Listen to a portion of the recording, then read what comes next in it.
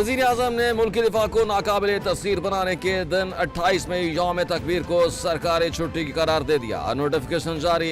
शहबाज शरीफ कहते हैं कि यौम तकबीर पाकिस्तानी कौम के मुल्क के दिफा को नाकाबिले तस्सीर बनाने के लिए इत्तेहाद की याद दिलाता है। नवाज शरीफ और पाक फौज के मुल्क के दिफा को नाकाबिले तस्खीर बनाने के इक़दाम को खिराज तहसीन पेश करने का दिन है। 28 मई की तरह हम शाना बशाना शबाना रोज़ मेहनत करके मुल्क के इक़्तिसादी सलामती को यकीनी बनाएंगे। जब फाइनल लिस्ट होती है कल 3 बजे, इन केस के एक से ज़्यादा उम्मीदवार होते हैं, तो फिर जो मरकज़ी कौंसिल का इजलास है वो इसी मकसद के लिए जो है वो बुलाया गया है। तो ये कल ही जो है वो बाई शो ऑफ हैंड या बाई वोट जो है मरकज़ी कौंसिल जो है वो इसका इंतखाब कर लेगी।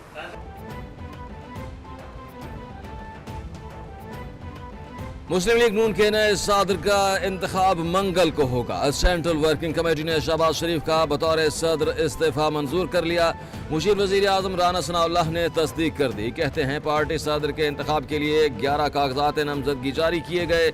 इलेक्शन का पहला मरहला 4 बजे तक मुकम्मल होगा। नवाज शरीफ ने पाकिस्तान को एटमी ताकत बनाया।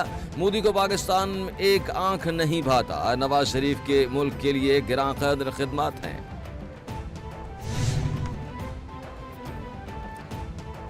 शदीद गर्मी की लहर के बायस बिजली की डिमांड बढ़ गई। मुल्क भर में बिजली का शॉर्टफॉल 6000 मेगावाट से तजावज कर गया। बिजली की तलब 26,000 पैदावार और 19,814 मेगावाट। शॉर्टफॉल 6,186 मेगावाट तक पहुंच गया। देही इलाकों में 8 और शहरी इलाकों में 6 घंटे की लोड शेडिंग जारी। ज्यादा लाइन लॉसेज वाले इलाकों में 12 से 14 घंटे की लोड शेडिंग। जराये के मुताबिक पन बिजली से 5,700 मेगावाट बिजली पैदा हो रही है।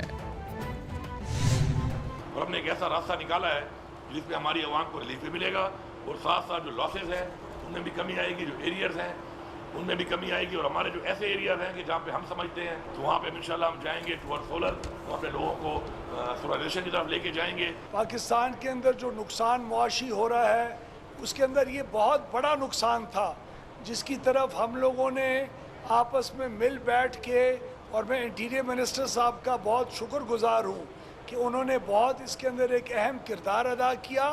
पहली बात, लॉ एंड ऑर्डर की सिचुएशन केपीके में बनती है तो हमारा सबका कंसर्न है। ऑल्दो ये प्रोविंशियल इशू है, लेकिन डेफिनेटली फेडरल गवर्नमेंट को भी उसमें इशू आता है।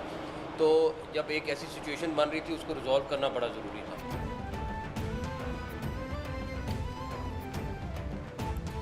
वज़ीर आला खैबर पख्तूनख्वा अली अमीन गंडापुर कहते हैं कि लोड शेडिंग अवाम का बहुत बड़ा मसला है। ऐसा रास्ता निकाला है जिससे अवाम को रिलीफ मिलेगा। लाइन लॉसेज के वजूहात पर मिलकर काम करेंगे। अवाम को सोलराइजेशन की तरफ लेकर जाएंगे। वफाकी वज़ीर तवानाई अब्बास लकारी बोले कि मुल्क में बिजली चोरी का मामला इंतहाई संगीन है।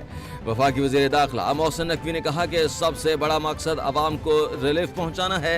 केपी हुकूमत के साथ काफ़ी मस्बत बातचीत हुई। हर हाल में इस मंशियात का और मंशियात फरोशों का खात्मा करना है। हमें कोई क्रेडिट नहीं चाहिए, एक्साइज एंड नारकोटिक्स डिपार्टमेंट को या सिंध हुकूमत को कोई क्रेडिट नहीं चाहिए।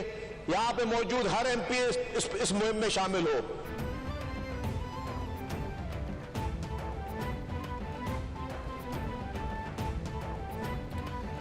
सिंध हुकूमत का हुस्न हसीन इक़दाम। सरकारी और निजी स्कूलों में तलबा को ड्रग टेस्ट कराने का फैसला। टेस्ट का नतीजा स्कूल इंतजामिया को नहीं बताया जाएगा। जिस बच्चे का टेस्ट मस्बत आएगा महकमा उसके घर जाएगा। हुकूमत मनशियात फरोशों का खात्मा करेगी। सीनियर सूबाई वजीर शर्जील इनाम मेमन का सिंध असम्बली में इजहार ख्याल।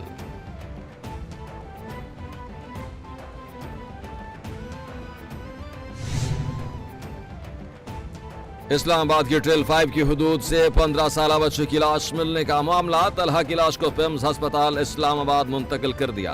ऑपरेशन में rescue 1122 police, CD forest, environment, wild life और रेंजर्स ने हिस्सा लिया।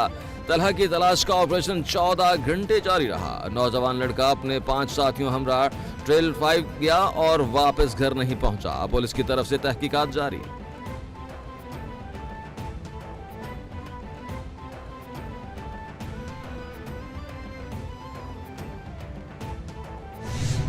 यहाँ से वफ्द गया है वो बड़ी मुस्बत उन्होंने प्रेस रिलीज जारी की। उस पर मजीद बात करने की ज़रूरत नहीं। वो पॉजिटिव तरीके से उन्होंने प्रेस रिलीज जो है वो जारी करके यहाँ से गए हैं कि आज की 2024 की सिचुएशन को 1971 से किस तरह मिलाया जा रहा है, कौन मिला रहा है, उनका एजेंडा क्या है, बिल्कुल क्लियर है। तो उन्होंने कहा कि मैं ना रहा तो ये पाकिस्तान खुदा ना खास्ता ये टूट जाएगा।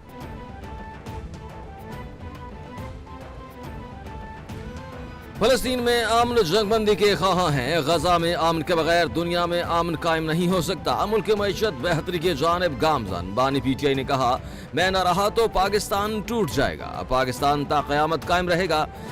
SIFC सरमायाकारी को फरोग देने पर फैसले हुए। SIFC के तहत आलमी सरमायाकारों के लिए 7 डेस्क कायम किए गए। वफाकी वज़ीर इत्तलात अता तारड़ की प्रेस कॉन्फ्रेंस।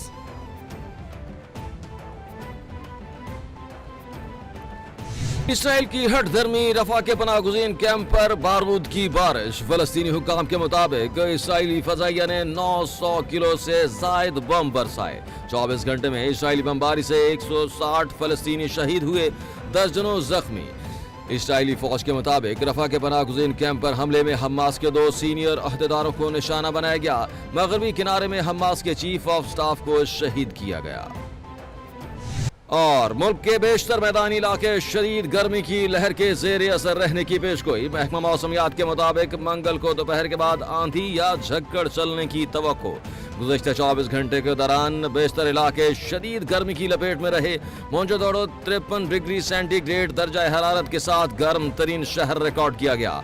जैकबाबाद दर्जा हरारत 52 और दादू में 51 डिग्री सेंटीग्रेड को छू गया।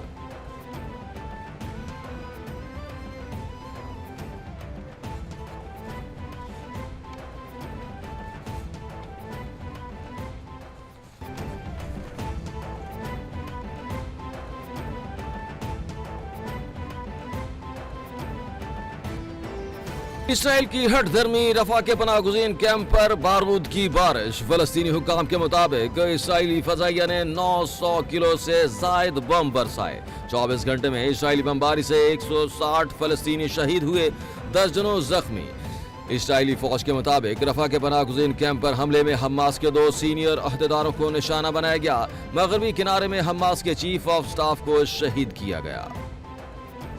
और मुल्क के बेशतर मैदानी इलाके शदीद गर्मी की लहर के जेर असर रहने की पेशगोई। महकमा मौसमियात के मुताबिक मंगल को दोपहर के बाद आंधी या झक्कड़ चलने की तवक्को। गुज़श्ता 24 घंटे के दौरान बेशतर इलाके शदीद गर्मी की लपेट में रहे। मोंजोदड़ो 53 डिग्री सेंटीग्रेड दर्जा हरारत के साथ गर्म तरीन शहर रिकॉर्ड किया गया। जैकबाबाद दर्जा हरारत 52 और दादू में 51 डिग्री सेंटीग्रेड को छू गया।